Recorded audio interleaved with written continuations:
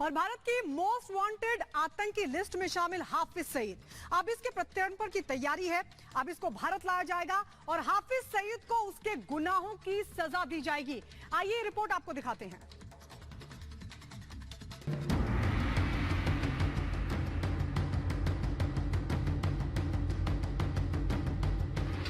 मुंबई हमले के गुनहगारों का काउंटडाउन। भारत में हाफिज के गुनाहों का हिसाब। भारत लाया जाएगा आतंक का आका।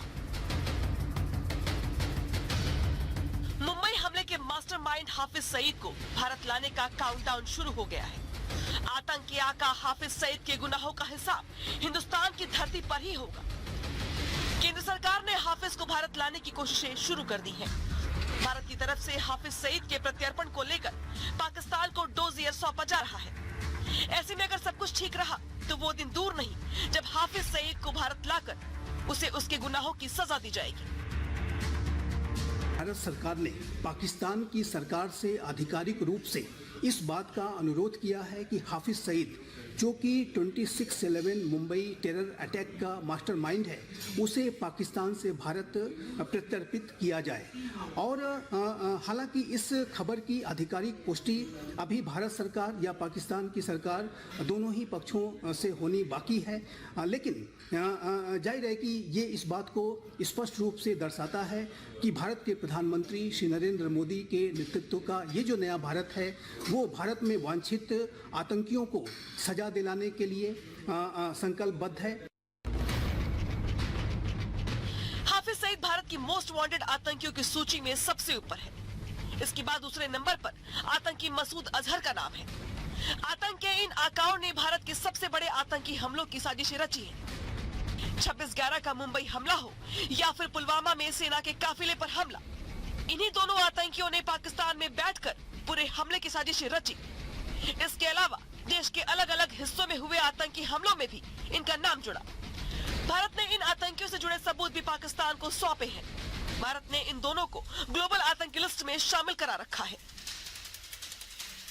हालांकि भारत के लिए हाफिज सईद का प्रत्यर्पण कराना आसान नहीं है, क्योंकि भारत और पाकिस्तान के बीच कोई प्रत्यर्पण संधि नहीं है। ऐसे में प्रत्यर्पण प्रक्रिया को आगे बढ़ाना मुश्किल हो सकता है। अगर दोनों देशों की सरकारों में सहमति बनती है, तभी हाफिज सईद को भारत लाया जा सकता है। ऐसा संभव हुआ तो ये भारत के लिए बहुत बड़ी उपलब्धि होगी और आतंकियों में खौफ बढ़ेगा। भारत ने 2011 में भी पाकिस्तान को 50 आतंकियों की सूची सौंपी थी, लेकिन पाकिस्तान ने इस पर कोई एक्शन नहीं लिया। उसके मुताबिक हाफिज सईद जो गुनाहगार है ही नहीं, और जो गुनाहगार नहीं है उसको एक्स्ट्राडिट करने का मतलब ही उठता।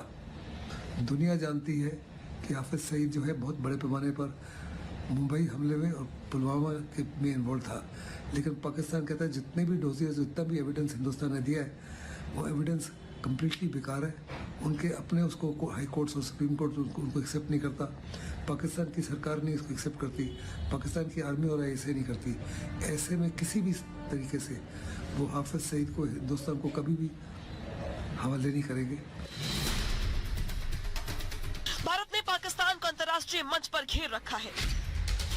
FATF की ब्लैकलिस्ट में शामिल होने के डर से पाकिस्तान ने आतंकियों के खिलाफ दिखावे की कार्रवाई भी की। हाफिज सईद को पहली बार 2019 में गिरफ्तार किया गया। उसे 11 साल जेल की सजा सुनाई गई थी। बाद में पाकिस्तान की एक अदालत ने आतंकी गतिविधियों में शामिल होने के लिए उसे 31 साल की सजा सुना दी। हालांकि पाकिस्तान की ये कार्रवाई महज दिखावे की है। पाकिस्तान में हाफिज सईद को एक सेफ हाउस में रखा गया है, जिसकी सुरक्षा में पाकिस्तानी सेना के गार्ड तैनात हैं। ये जो आतंकी हैं, जिसको कि पाकिस्तान ने अपने वेस्टेड इंटरेस्ट के लिए खड़ा किया था, ये आतंकी अब पाकिस्तान के लिए ही भस्मासुर साबित होते जा रहे हैं। और ये जो आतंकी हैं, जाहिर है कि आज भी पाकिस्तान में उन्हें संरक्षण प्राप्त है। और अब जब भारत ने हाफिज सईद के प्रत्यर्पण की अनुरोध को किया है, तो ये निस्संदेह पाकिस्तान की सरकार के ऊपर दबाव बनाने का कार्य करेगा। पाकिस्तान, जो कि आतंकवाद के एपिसेंटर के रूप में पूरी दुनिया में कुख्यात है, उसे और अधिक एक्सपोज करेगा। हाफिज सईद के प्रत्यर्पण की खबरें फिलहाल पाकिस्तानी मीडिया में चल रही हैं। भारत और पाकिस्तान के विदेश मंत्रालयों ने इसकी पुष्टि नहीं की है।